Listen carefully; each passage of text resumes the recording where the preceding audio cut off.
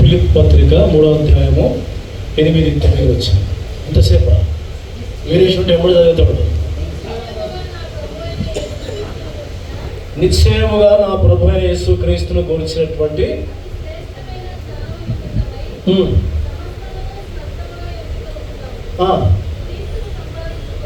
ఏం సంపాదించుకొని పిల్లరా వీరేష్ ఇంతమందిని సంపాదించుకున్నాడు. దేవునికి మహిమ కలుగుగా. ఇంతమంది సేవకులు నిజంగానే చచ్చిపోతే వస్తారో తెలియదు, కానీ మరి వీరేష్కి ఇంతమంది సేవకులు సమాజంతో నిండిపోయింది. ఎవరు చుట్టాలు కాదు, రక్త సంబంధాలు కాదు. కాబట్టి వీరేష్ ఏం సంపాదించుకున్నాడంటే ఇంతమంది ఆత్మీయులను, దేవుని దాసులను, విశ్వాసులను, నిజంగా మరి విడబడినటువంటి కుటుంబం ఓదార్పు పొందాల.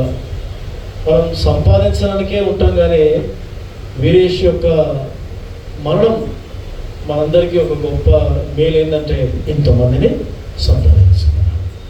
నేను పౌలు భక్తులు ఆయనని పోల్చడం లేదు, కానీ వీరేష్ ఏం సంపాదించుకున్నాడు ఈ భూమి మీద? ఎంతమందిని సంపాదించుకున్నాడు.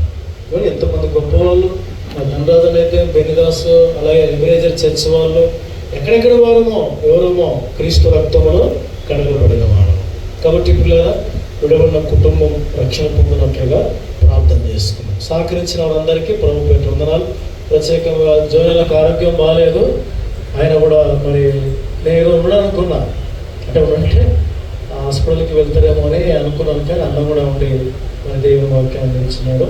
ఊరియా ప్రార్థన మంది వారికి సహకరించిన వాళ్ళందరికీ కూడా ప్రభు పేరు వందనాలు తెలియజేస్తూ ముగిస్తున్నాను. ప్రార్థన చేస్తున్నాను.